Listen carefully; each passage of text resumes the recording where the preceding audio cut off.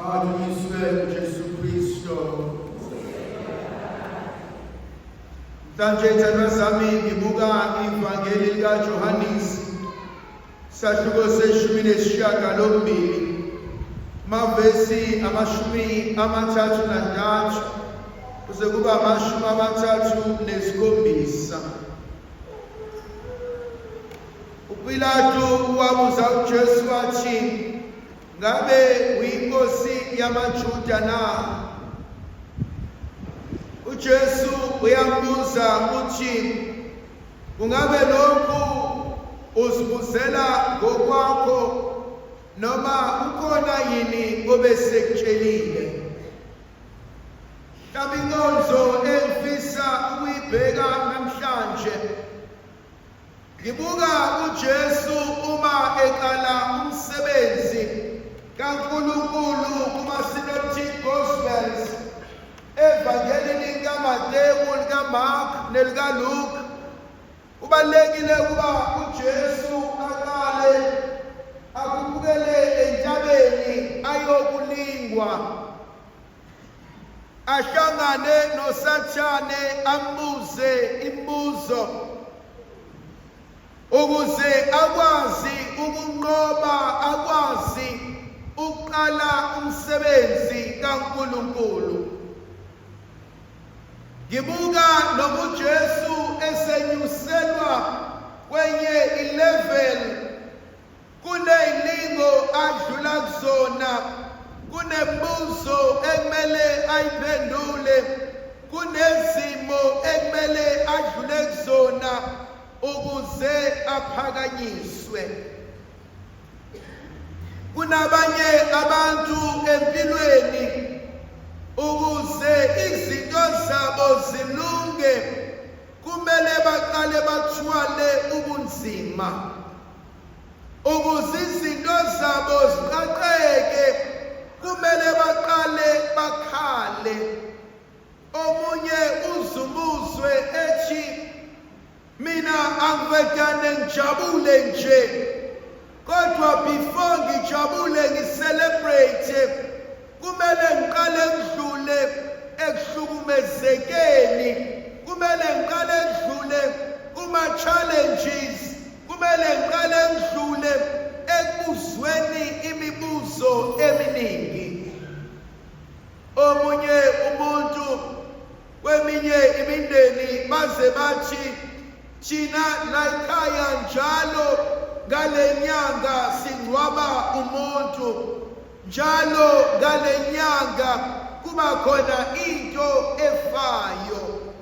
And you soon realize ukuthi kunezinto ezenzakalayo ey'mpilweni zethu eziyona ezidala noma ey'khombisa uqala kwempilo entsha empilweni. Kunento engimangazayo uNkulunkulu asambulela yona ey'mpilweni zethu. There are things we call them the rites of passage.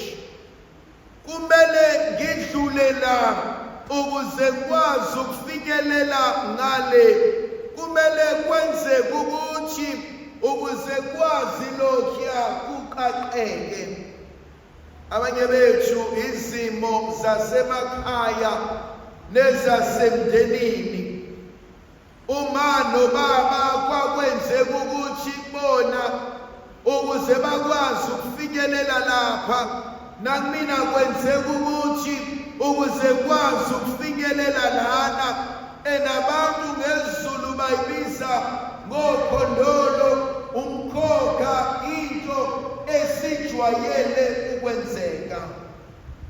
And there are two aspects kulezinto, khona okuhle khona okubi, kodwa konke kwenzeka before impilo yomuntu iguquke, either for better or for worse. Enye into engibuka intshintshe kuleli ivangeli, ngimbuka uJesu emile phambi kukaPilatus, athi uPilato, kungabe uyinkosi yini. Verse 36 and 37 uthi uJesu, yebo ngiyinkosi, ngazalelwa ukuba inkosi, ngafikela emhlabeni ukuphelelisa lobo bukhosi, ngeza ukugcwalisela iqiniso.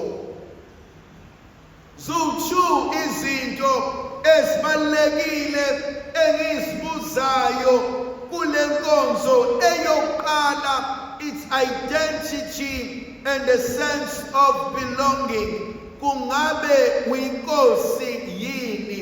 The other way, ubuza sibanibani uyini, uyinkosi yini. That's the first one, identity and a sense of belonging. The second one, it's a mission, it's a goal, it's a purpose. Uzokwenzani? Asiqaleni sibuke leyo kuqala, the identity and the sense of belonging. Sibanibani, ungubani? Who am I? Ngingubani empilweni? Ngingubani emndenini? Ngingubani ekhaya? Ngingubani kule relationship? Ngingubani emsebenzini? Ngingubani ebandleni likaNkulunkulu? Kwesinye isikhathi kubalulekile ukubuza umbuzo othi kahle kahle mina ngingubani? Ubani igama lami? Ubani who identifies with me? Ubani who gives me a sense of belonging? Ubani who gives me a sense of identity? Abanye bethu sibe nebhadi lophikwa obaba bethu sisebancane. Silahlwe obaba bethu singakazalwa. Abanye bethu saba nebhadi lokuthi ubaba akekho, umama akekho, sakhuliswa ogogo. And so every time makwenziwa izinto la ekhaya kuqale kunikezwe ingane zosibanibani before kunikezwe ingane yala ekhaya. Kweminye imizi abanye bethu never had the privilege yokuthengelwa izinto ezintsha, sasilokhu sinikezwa okusale kusibanibani because singilandela inkosana noma inkosazana. Abanye bethu baphucwa uthando nebele because umama uthe mengibeletha kwamela phuthume emsebenzini, kwamela buyele esikoleni, kwamela ngishiye ngigadwa u-anti. Abanye bethu, we always compete, not with inkosana nenkosazana, but we always compete nomagcino, because uthando engangithi ngizoluthola uma inkosana nenkosazana ingasekho, ufikile umagcino washeshe wathola uthando nami ebengisalufuna. Who am I? Ngubani emndenini wakithi? Ngubani kuma wami? Abanye bethu bakwazi ukuthi wena ma awungithandi, wena baba awungithandi, la ekhaya aningithandi, kodwa nithanda izinto enginenzela zona. Enye into engithintayo, abanye abazazi bangobani.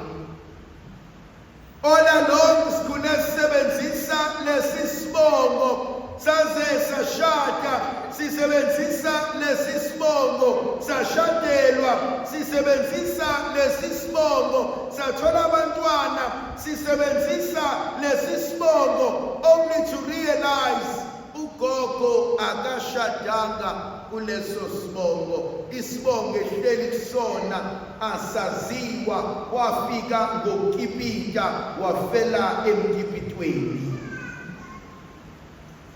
Ubani? Abanye bethu ngokuxakeka nokuphila impilo abangayazi, abasakwazi ukubuyela emakhaya, abasakwazi ukubuyela emndenini.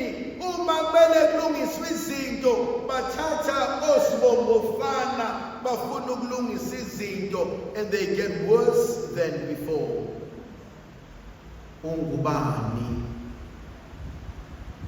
Umndeni kwala ekhaya okabani? Izwi lesibili elinthintayo, what is your purpose in life? Zokwenzani? uJesu ngazalelwa khona lokho,